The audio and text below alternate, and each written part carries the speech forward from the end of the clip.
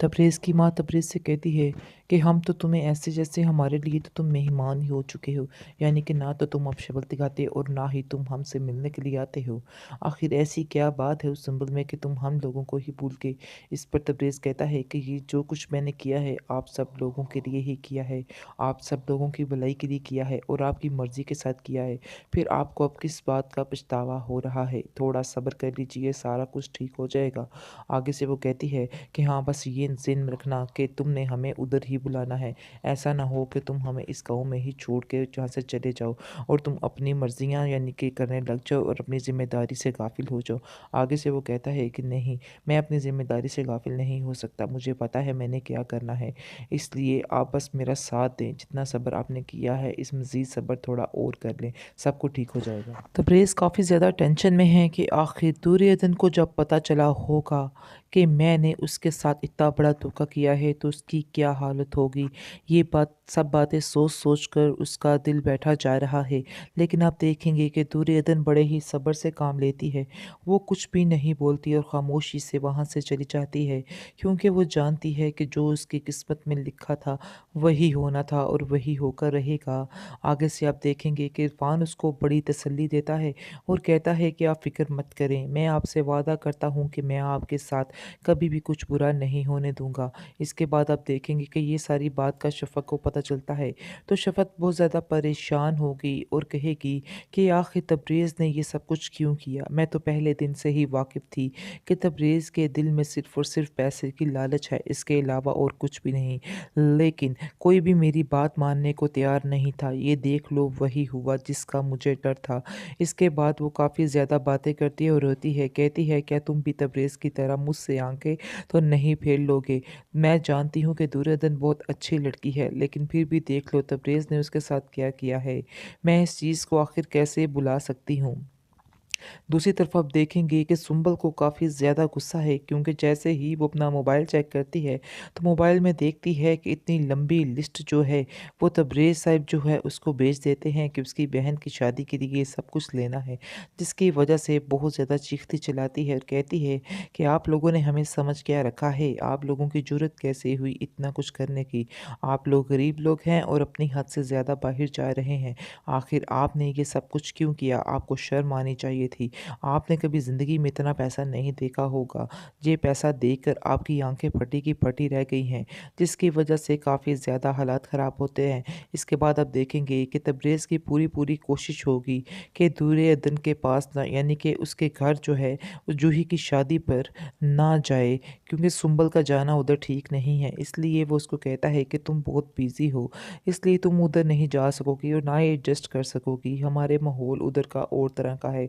ये चीज़ तुम्हें अच्छी नहीं लगेगी। जिस पर वो कहती है कि हाँ, बिल्कुल ठीक कहा। लेकिन उसके बाप को एकदम से शक हो जाता है कि कोई ना कोई गड़बड़ तो ज़रूर है, जिसकी वजह से तबरेज़ जो है उसको ना लेके जाने का उधर इरादा कर रहा है और बार-बार एक ही बात कह रहा है कि तुम्हें उधर जाने की ज़रूरत नहीं, कोई बात नहीं, खैर ही है, मैं समझ सकता हूँ। उसके दिमाग में शक पड़ जाता है और वो अपनी बेटी को एकदम से कहेगा कि तुम्हें उधर जाना चाहिए। आगे से सुंबल हैरान हो जाती है कि आखिर उसका बाप ये सब कुछ क्यों कह रहा है। लेकिन वो दूर की सोच रहा है, उसको शक हो गया है कि तबरेज़ के दिल में कोई ना कोई चोट ज़रूर है, जिसकी वजह से वो उसको साथ नहीं लेके जाना चाह रहा। इसलिए अपनी बेटी को वो बाद में समझाता है और कहता है कि तुम्हें वहाँ पर जाना ही होगा और देखना होगा ऐसी क्या वजह है जिसकी वजह से तबरेज़ तुम्हें उधर लेकर नहीं जाना चाहता है। जिसकी वजह से सुंबल आप देखेंगे मान जाएगी। दूसरी तरफ आप देखेंगे कि दुर्योधन जो है वो बहुत ही सब्र के साथ सारा मामला तय कर रही है, क्योंकि बार-बार क्या कहते हैं कोई ना कोई मेहमान घर में आता जा रहा है, लेकिन उसकी सास ने उसको साफ समझा दिया है कि तुमने कोई भी रोना-पिटी नहीं डालनी, कोई रोना-धोना नहीं रोना है, बिल्कुल ही सब्र से काम लो, कुछ भी नहीं हो गया है। क्योंकि वो जूही को कहती है अभी तो इसके साथ प्यार से निपट लेती हूँ, लेकिन जैसे ही तुम्हारी शादी हो जाएगी फिर इसको मैं अपने तरीके से सेट कर लूँगी, क्योंकि फ़िलहाल इसको सेट करना भी ठीक नहीं है। अभी इसके लिए बेहतर यही है कि प्यार से सारे मसले जो हैं वो हल किए जाएँ। अभी इसी वक़्त जो मुझे नज़र आ रहा है यही वजह है, ऐसा ही होना चाहिए। दूसरी तरफ आप देखेंगे कि जूही बहुत ज़्यादा खुश है, क्योंकि वो जानती है कि वो बड़े ही सेटल करने जा रही है और बड़ी ठीक-ठाक रहेगी। लेकिन ये इसकी बड़ी गलतफ़हमी है, वो लोग तो बिल्कुल फ्रॉड ही लग रहे हैं। ऐसा लग रहा है जैसे बहुत ही बड़ा धोखा देकर वो लोग यहाँ से फरार हो जाएँगे। बहरहाल अभी तो कुछ भी समझ नहीं आ रही, लेकिन होगा ऐसा ही, क्योंकि जूही और उसकी माँ ने जो कुछ दुर्योधन के साथ किया है, इतना बड़ा धोखा उसके साथ किया है, वो तो उसको सज़ा भुगतनी ही पड़ेगी। और मुझे तो ऐसा लग रहा है जैसे जूही की तरह ही, यानी कि जूही की तरफ से ही ये सारा कुछ होगा, यही सज़ा उनको मिलेगी। वो लोग फ्रॉड होंगे और लूट मार कर चले जाएंगे।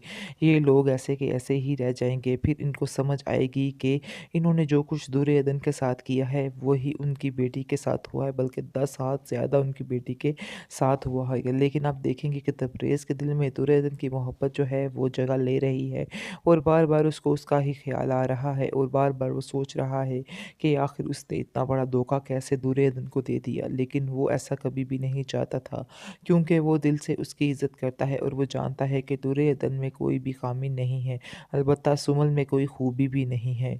इसके बाद आप देखेंगे कि सुंबल उसको कहती है कि तुम बहुत ज़्यादा ज़िद क्यों कर रहे हो इतनी जल्दी घर जाने की, यानी कि क्या तुम्हें पड़ी हुई है। आगे से वो कहता है कि नहीं, मेरे उधर कुछ मामलात हैं जो मुझे तय करने हैं, इसलिए बस मैं जाना चाह रहा था। आगे से सुंबल उसको रोक देती है, तो इधर के मामलात जो हैं वो कौन देखेगा। तुम अपने जहन में ये बिठा के रखो, ये तुम्हारा घर है और यही तुम्हारे मामलात हैं। तुम्हें उधर जाके कोई भी किसी किस्म के मामलात हैंडल करने की कोई भी ज़रूरत नहीं है। वैसे भी तुम्हारा अनपढ़ जाहिल गवार भाई उधर बैठा हुआ है, वो सारा मसला हल कर लेगा। तुम्हें इधर जाने की कोई भी ज़रूरत नहीं है। आगे से वो कहता है तबरेज़ कि वो मेरी भी बहन है, मेरे भी कुछ हकूक़ कुछ फ़राइज़ हैं जो मुझे हल करने हैं। आगे से सुंबल उसको बड़े ही गुस्से से कहती है कि अगर तुम्हारे हकूक़ फ़राइज़ हैं तो तुम लोग हमसे पैसे क्यों मांग रहे हो। आप लोगों को बिल्कुल भी शर्म नहीं आ रही हमसे पैसे मांगते हुए। लिस्ट तो आप लोगों ने इतनी लंबी ऐसे थमा दी है जैसे कि हमने ही सारा कुछ करना है। तुम में ज़रा सी शर्म होती तो तुम ऐसे ना करते। तुम्हें तो चाहिए कि अपनी बहन की सादगी के साथ सारी रसूमात वगैरह अदा करो। इसके बाद आप देखेंगे कि जूही जो है अपने भाई से कहेगी कि तुमने सारे पैसे के मामलात को हल कर लिया है, मैं सारा कुछ करने वाली हूँ, यानी कि सारे अपने दिल के अरमान पूरे करने वाली हूँ।